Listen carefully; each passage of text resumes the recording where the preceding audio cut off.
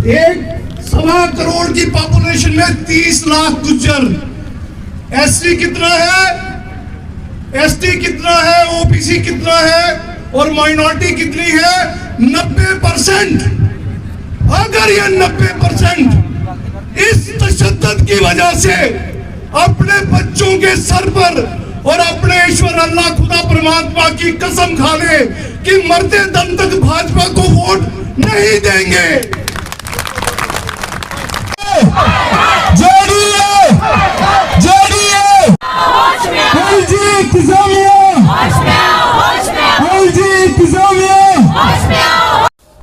जम्मू के रूपनगर इलाके में 11 जनवरी को जम्मू डेवलपमेंट अथॉरिटी ने एनक्रोचमेंट ड्राइव के तहत 25 घरों को मुनहदम किया था।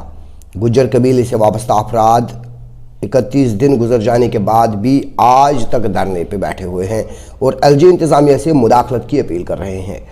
आज के धरने में बाकी कम्युनिटीज़ से वाबस्ता अफराद ने भी उनके इस दुख में शिरकत करके हमदर्दी का इजहार किया। हम 32nd डे है आज इस धरने का। ये सिर्फ आज शुरू नहीं किया बल्कि 32 दिन हो गए हैं। सरकार से ये गुजारिश की जा रही है कि 1947 से जो लोग इस ज़मीन पर काबिज़ हैं, जो कि जंगलात की ज़मीन थी, जेडीए को ट्रांसफ़र 1980 में की गई थी, लेकिन पोजेशन तब भी इन लोगों के पास था, आज भी इन्हीं लोगों के बीच में है। लेकिन 2014 में जेडीए कहता है कि हमने इस लंबी ज़मीन पर कोई कॉलोनी बनाई, जबकि पोजेशन जेडीए के पास नहीं था, पोजेशन इन्हीं लोगों के पास था। कागजों में कॉलोनी बना करके जेडीए ने बेच दी हुई है और आज इन लोगों के 11 जनवरी 2022 को इनके मकान तोड़ दिए थे।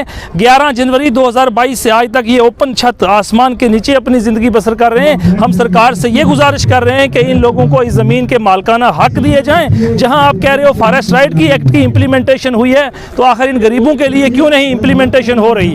हम 32 दिन से सरकार से गुहार लगा रहे हैं कि इन लोगों को इस ज़मीन के मालकाना हक दिया जाए। दूसरी हमारी ये डिमांड है सरकार से कि जो इनके मकान, जो इनके बने हुए घर जो थे, उनकी इलीगल डेमोलेशन हुई है, उस डेमोलेशन को आप कंपनसेट करें, क्योंकि ये 80-80, 90-90 साल के बुजुर्ग लोग हैं। आज इनकी ये कैपेसिटी नहीं है कि ये अपने मकान बना पाए। यहाँ तमाम धर्म के लोगों ने इस चीज़ का कंडेम्ड किया, इलीगल डेमोलेशन का।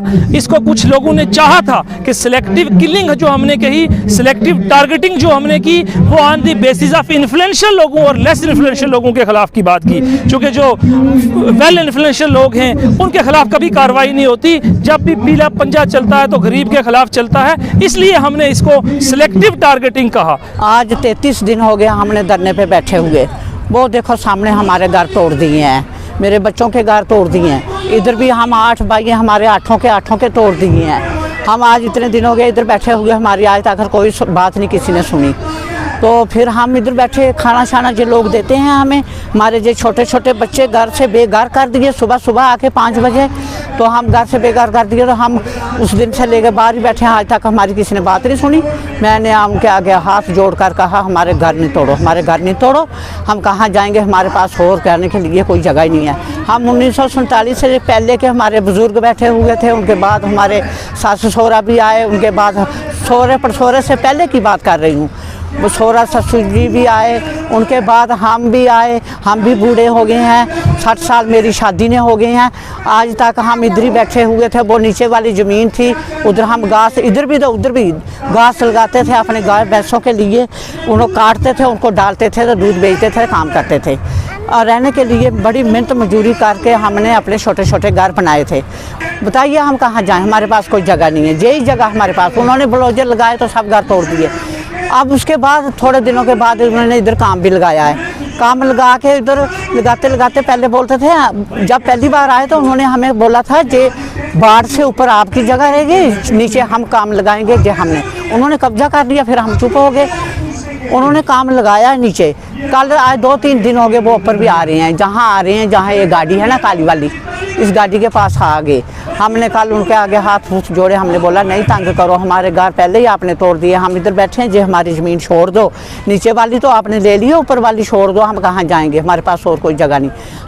जम्मू कश्मीर की तमाम पॉलिटिकल पार्टीज़ यहाँ पर मौजूद हैं, डिफरेंट ऑर्गेनाइजेशंस यहाँ पर मौजूद हैं, और उसके अलावा जो टॉप पर्सनैलिटीज़ हैं वो यहाँ सारे मौजूद हैं, जिसमें हमारे एक्स MP शेख अब्दुल रहमान साहब, बहुत सारे MLA, DDC, BDC और उसके अलावा बहुत सारे MLA यहाँ मौजूद हैं, उन सब ने यही आज कहा है कि LG एडमिनिस्ट्रेशन जल्दी से जल्दी इन लोगों का फैसला करे और दो ही डिमांड हमारी केवल है कि इनको मालिकाना हक की ज़मीन के दिए जाएं और दूसरे जो इनके मकान गिरा दिए हैं उनकी कंपनसेशन इन लोगों को दिया जाए। फिर उसके बाद जो ज़मीन बचती है वो आप इनकी पोजेशन लें, लेकिन अभी फैसला सरकार ने नहीं किया। इलीगली पोजेशन जो है वो लिया जा रहा है, ज़बरदस्ती लिया जा रहा है, जबरन लिया जा रहा है। एक तरफ से सरकार कह रही है हम इनका फैसला करने वाले हैं और दूसरी तरफ से ये सारी कार्रवाई चल रही है। ये दोहरा मापदंड सरकार का हमें समझ नहीं आ रहा।